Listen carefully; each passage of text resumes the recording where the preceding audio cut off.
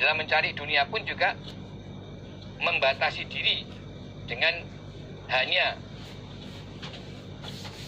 mengambil yang halal atau menggunakan cara yang halal, tidak mau mengambil yang haram dan tidak menggunakan cara yang haram. Dia batasi diri, waktunya terbatas, kegiatannya terbatas, lingkupnya juga terbatas pada yang halal saja. Tetapi kalau memang qadarnya dapat rezeki banyak atau kaya, tetap dia akan mendapatkan rezeki sesuai dengan qadarnya. Karena setiap orang sudah dimudahkan oleh Allah pada qadar. Jadi jatah rezeki itu sudah ada qadarnya. Maka tidak perlu berlebihan sampai menerja yang haram, tetapi harus bisa membatasi diri secukupnya dan mencukupkan diri dengan yang halal. Nah, jangan sampai mengatakan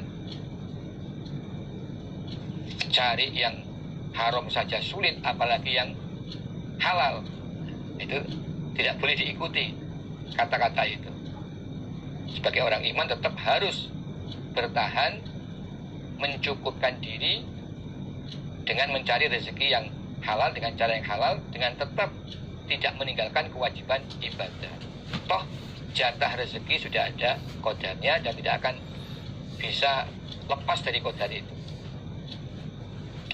Haddatsana Ismail bin Bihram, haddatsana Hasan bin Muhammad bin Utsman, zauju binti Sya'bi, suami dari anak perempuannya Sya'bi.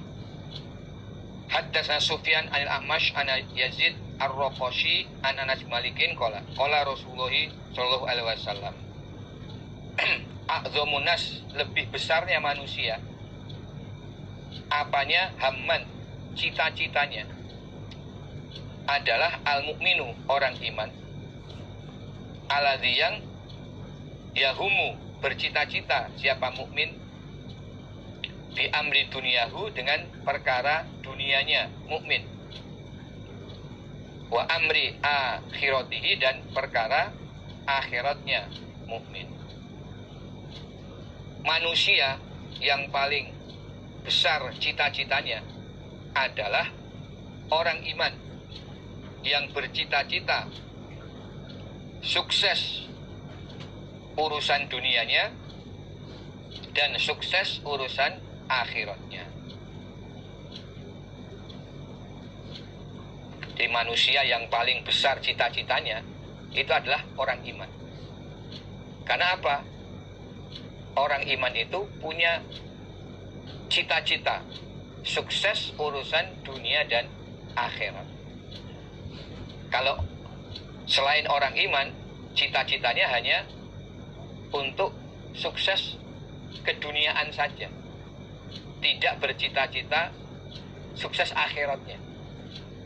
Maka sebenarnya manusia yang cita-citanya paling besar itu orang iman. Sebab orang iman selain bercita-cita sukses dunia, juga tujuan utamanya justru sukses di akhirat. Jadi ini menjelaskan orang iman itu adalah manusia yang cita-citanya paling besar. Nah, kemudian dalam praktek untuk bisa sukses dunia akhirat, caranya adalah dengan mengutamakan urusan akhirat. Itu kuncinya. Ya, bukan berarti dua cita-cita ini berjalan seimbang. Itu tidak bisa. Tidak bisa. Jadi dalam praktek untuk bisa sukses dunia akhirat, caranya adalah mengutamakan sukses akhirat, sehingga nanti dunianya secara otomatis atau dengan sendirinya akan ikut sukses. Sebab bagi orang iman, sukses dunia itu adalah manakala bisa memanfaatkan keduniaan ini untuk sukses di akhirat. Jadi tidak ada artinya sukses di dunia ketika akhiratnya tidak sukses.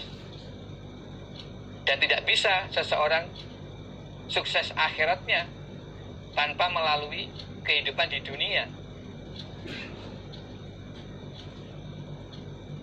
Haddatsana Abu Bakr bin Abi Syaibah, haddatsana Khalid bin Makhlad, haddatsana Abdullah bin Sulaiman, an Muadz bin Abdillah bin Hubab, an Abi, an Ammi, dari bapaknya Muadz, dari pamannya Muadz.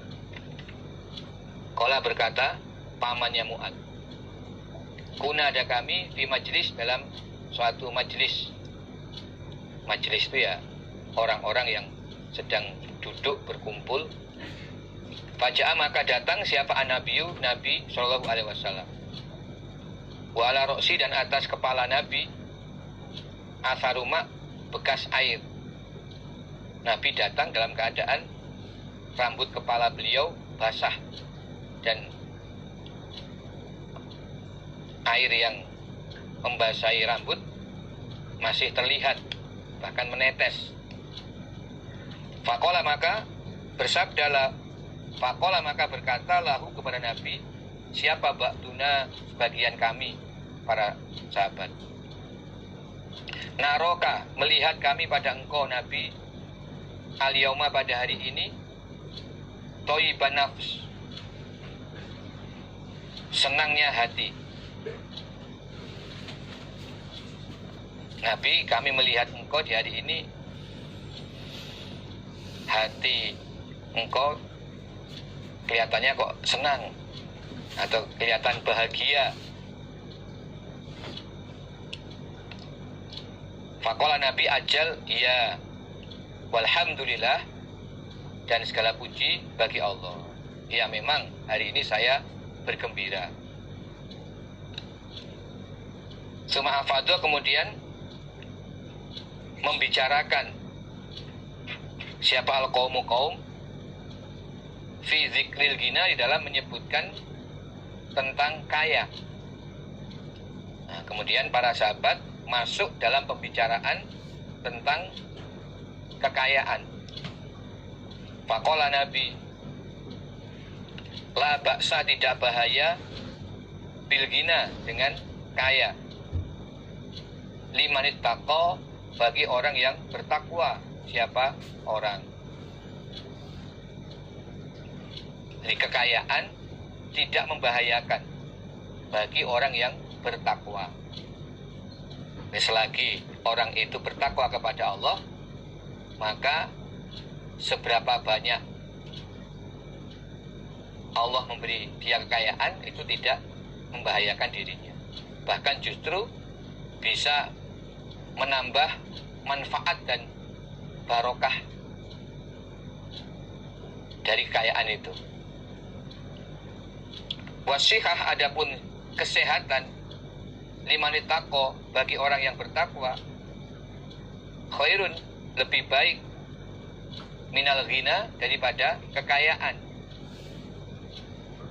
Dan sesungguhnya kesehatan bagi orang yang bertakwa lebih bermanfaat daripada kekayaan. Jadi kesehatan itu lebih bermanfaat daripada kekayaan bagi orang yang bertakwa.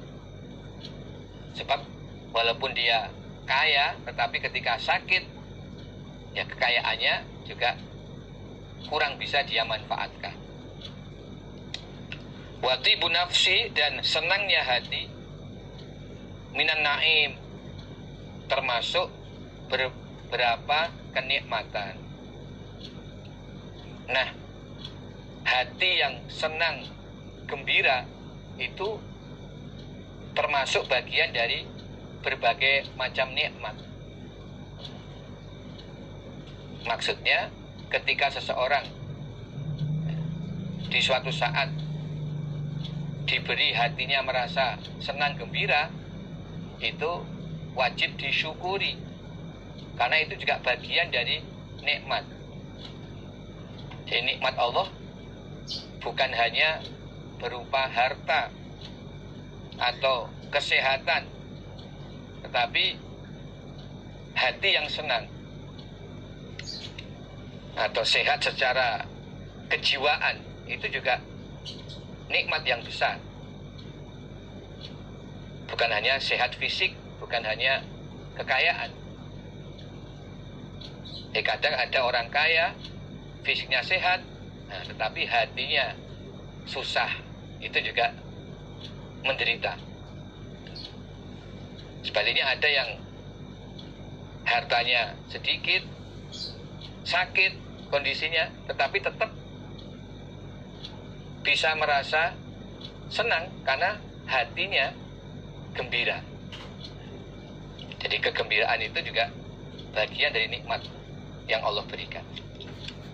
Haddatsana Ismail bin Abdillah qala haddatsani Ibnu Wahab an Yunusa an Ibnu Syihab qala haddatsani Urwa bin Zubair ana Aisyah radhiyallahu anha qalat, berkata Aisyah, lammas tukhlifah, ketika dijadikan khalifah siapa Abu Bakar As-Siddiq, Abu Bakar As-Siddiq, qala, maka berkata siapa Abu Bakar, laqad alima, sungguh telah tahu siapa kaumku, ana hirfati, sesungguhnya pekerjaanku, lam takun, tidak ada apa pekerjaan,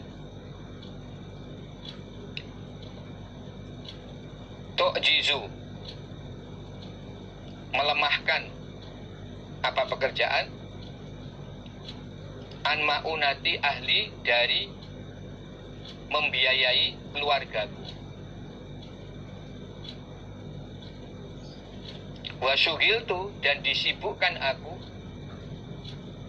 bi amril muslimin, dengan urusannya orang-orang Islam atau perkaranya orang-orang Islam.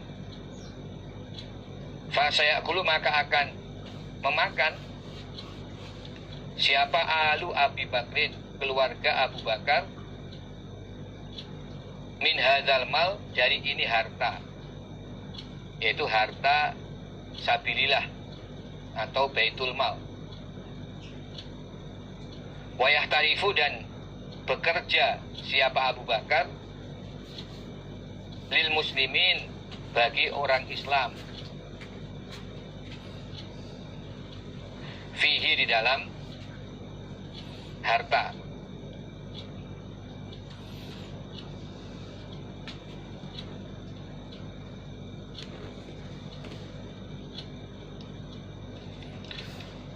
Jadi ketika Abu Bakar As-Siddiq radhiyallahu anhu dijadikan sebagai khalifah, beliau berkhutbah atau berkata, kaumku telah mengetahui bahwa pekerjaanku dulu sebelum jadi khalifah tidaklah lemah dari membiayai kebutuhan keluargaku. Jadi dulu sebelum saya diangkat sebagai khalifah, saya punya pekerjaan yang cukup untuk membiayai kebutuhan keluarga. Di Abu Bakar termasuk saudagar, pedagang yang cukup kaya. Tetapi setelah saya diangkat sebagai khalifah, saya disibukkan mengurusi perkaranya kaum muslimin.